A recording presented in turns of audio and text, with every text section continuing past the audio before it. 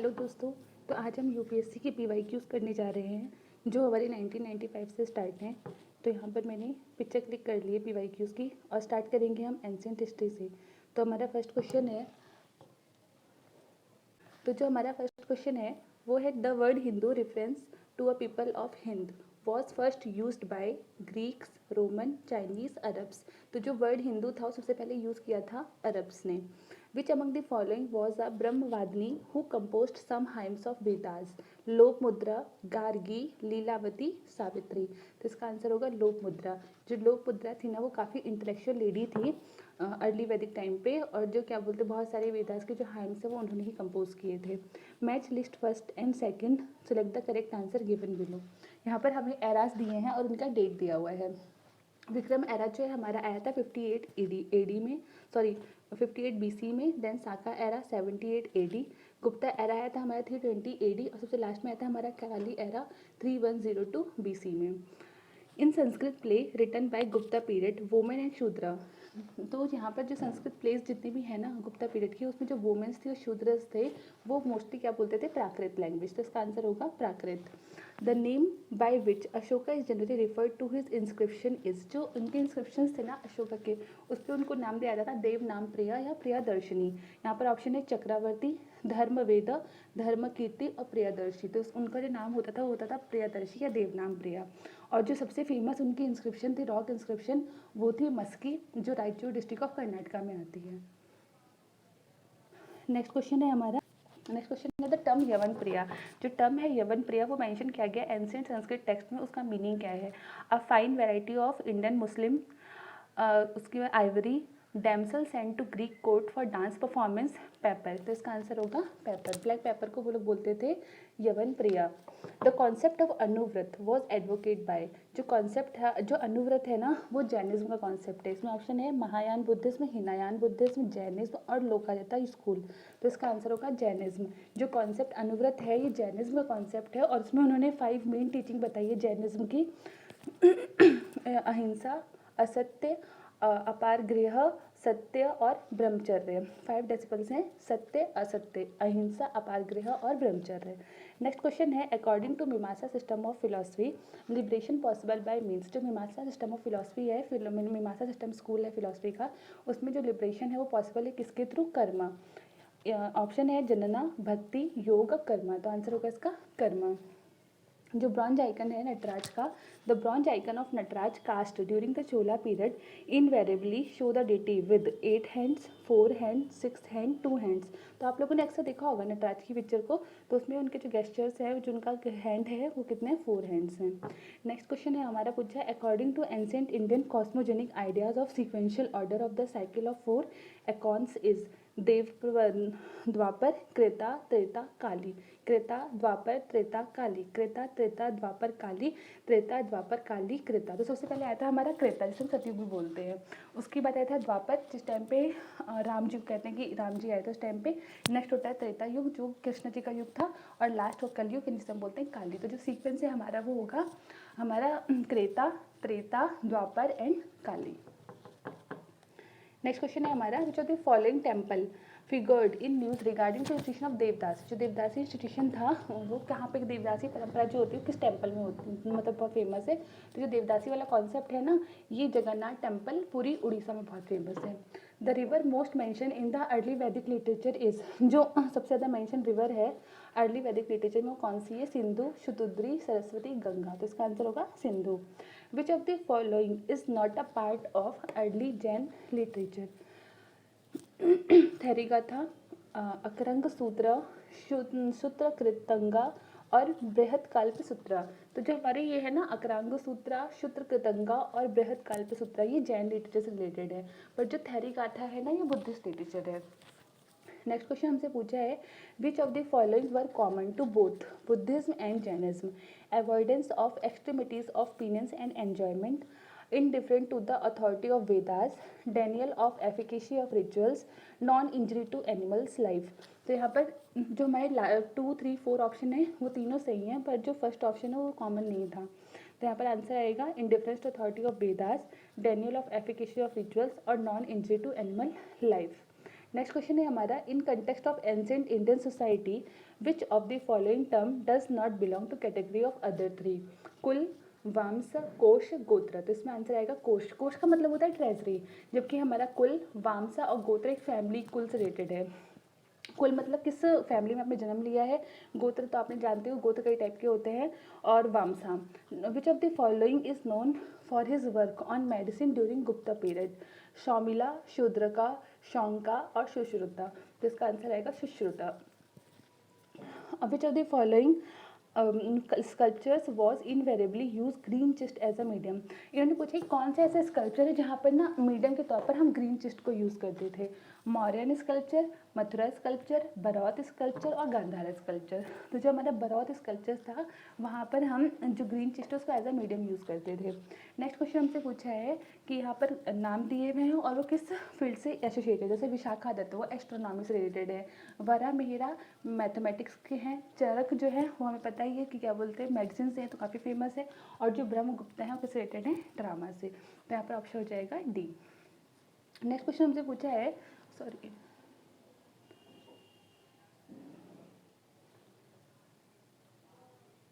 Next question हमसे पूछा है कि which of the following text of ancient India allow divorce to wife deserted by her husband? कौन से क्या बोलते हैं टेक्स्ट में, एंशिएंट इंडियन टेक्स्ट में अलाउ किया गया है डाइवोर्स को हस्बैंड से?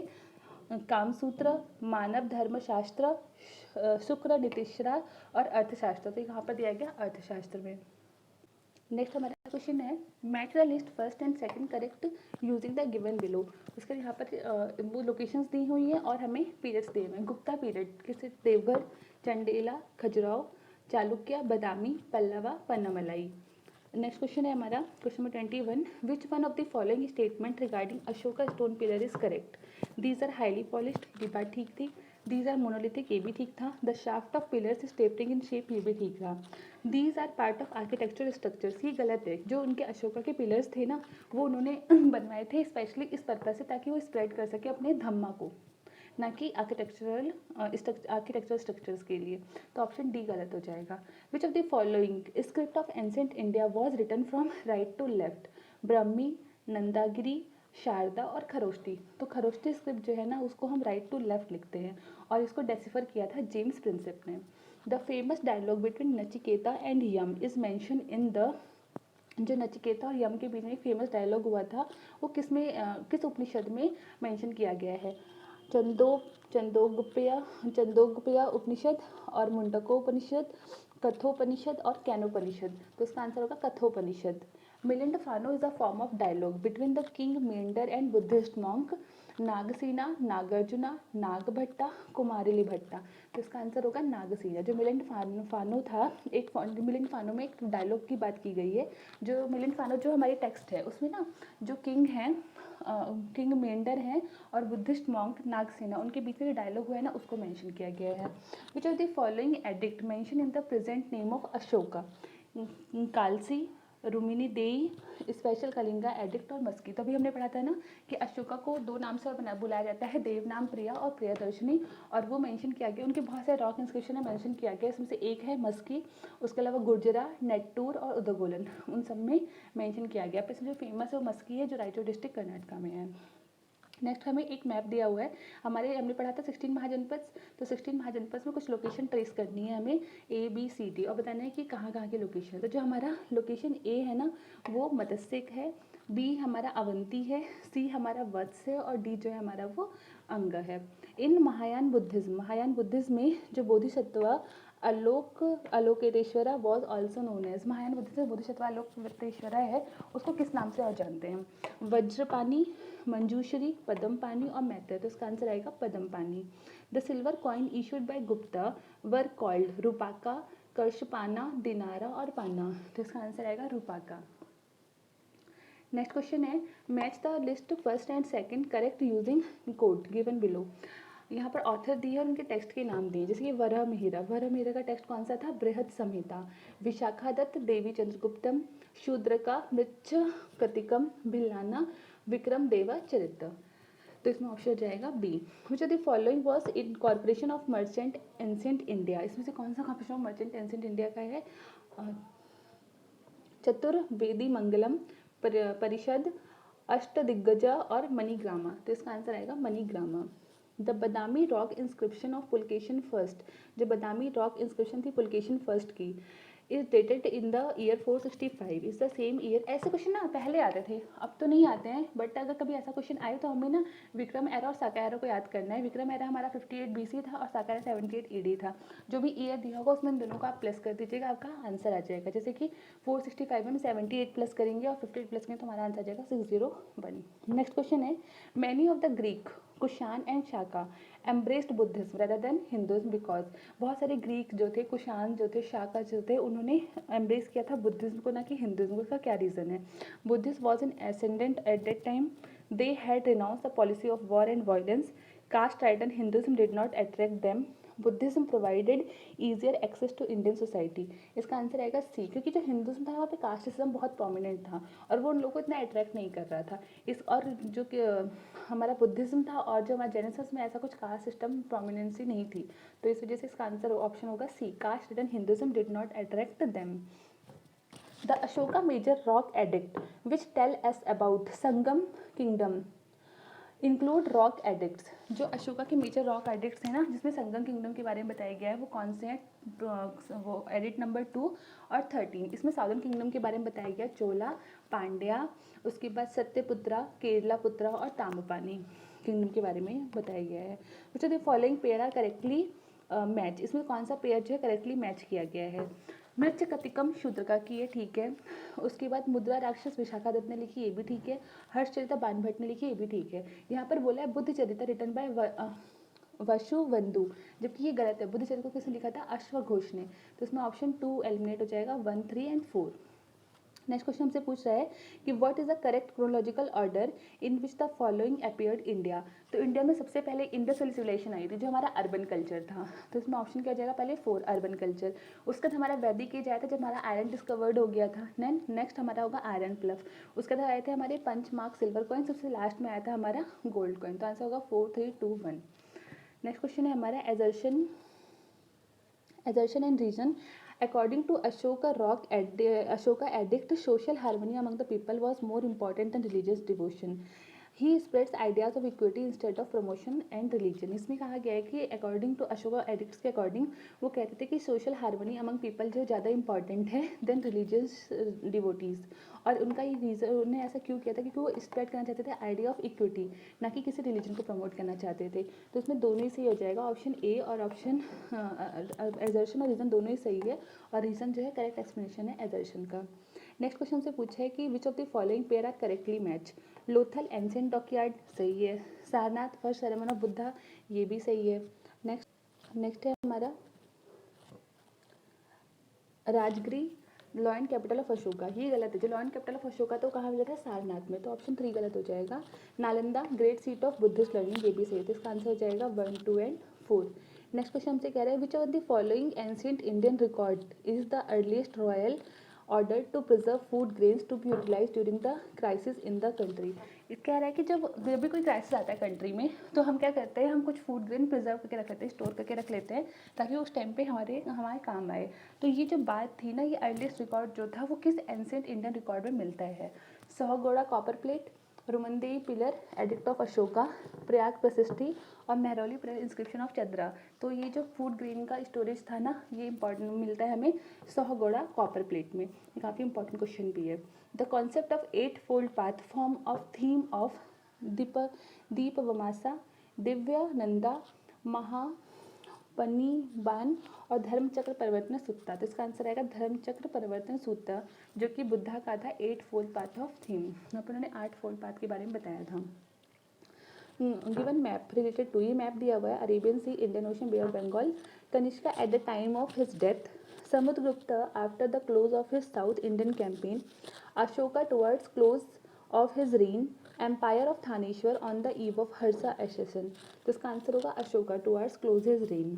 नेक्स्ट क्वेश्चन है from the 3rd century AD when the Hun invasion ended Roman Empire, the Indian merchant relied more and more on, जब हुन इन्वेजन खत्म हो गया था रोमन एम्पायर में, तो उस टाइम पे सबसे ज़्यादा इंडियन मर्चेंट जो सबसे ज़्यादा कहाँ से ट्रेड करते थे? African trade, west European trade, south east Asian trade और मिडल ईस्टर्न ट्रेड। तो इसका आंसर आएगा south east Asian trade. Next है the following person came to India at one time और अनदर, फाहिन, आइसिंग, मेगास्थनीज और Hiuen Tsang. सबसे पहले जो आए थे वो मेगास्थनीज थे 302 से 298 BC। उसके बाद आए थे फाहिन 405 से 411 CE। देन आया था आइसिंग, देन आया था ह्यूएनसंग 630 से 645 CE। और लास्ट थे आइसिंग 671 से 695 CE। तो first Megasthenes, second Fahien, third Hiuen Tsang, fourth Tsing Itsing sorry. तो फिर यहाँ पर ऑप्शन होगा B. Which one of the following was initially the most powerful city state of Indian 6th century BC। तो जब उस टाइम पे जो सबसे पावरफुल सिटी थी वो कौन सी थी?